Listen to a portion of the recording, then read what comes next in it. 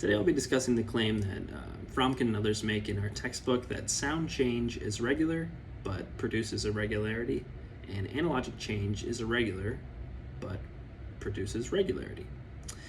To understand this claim, we have to first understand the terms presented.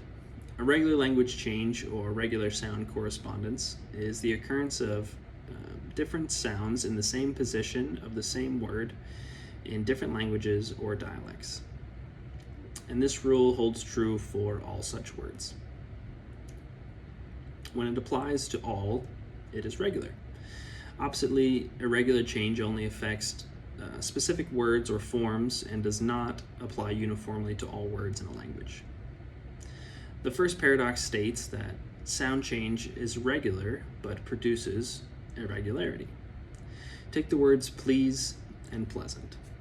Our textbook states on page 332 that before the great vowel shift, the vowels in each of these words were pronounced the same.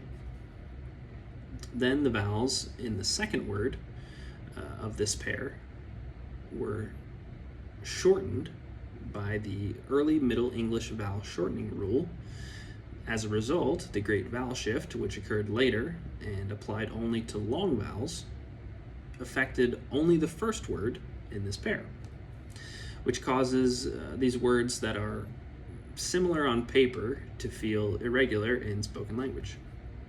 Some other examples of this are sane and sanity, crime and criminal, serene and serenity, sign and signal. The process of regular change created these irregular seeming forms of words. The second part of the paradox states that analogic change is irregular but produces regularity. Analogic change happens when words are modified to make them fit a pattern that already exists in the language. For example, my 2-year-old son says, "I jumped on the trampoline, I walked to the park, and I goed to get ice cream with mommy." Jumped and walked follow past tense pattern, but where he should have said went, he said goed, because in his mind, he had done that for the other two, so he could do it for this one.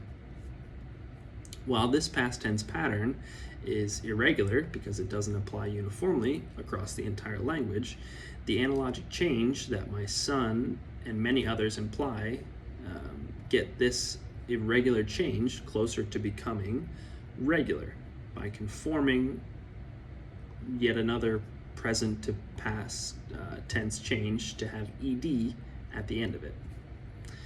So to sum it up, sound change is considered regular because it applies uniformly according to language rules, but can create irregular looking forms of words over time.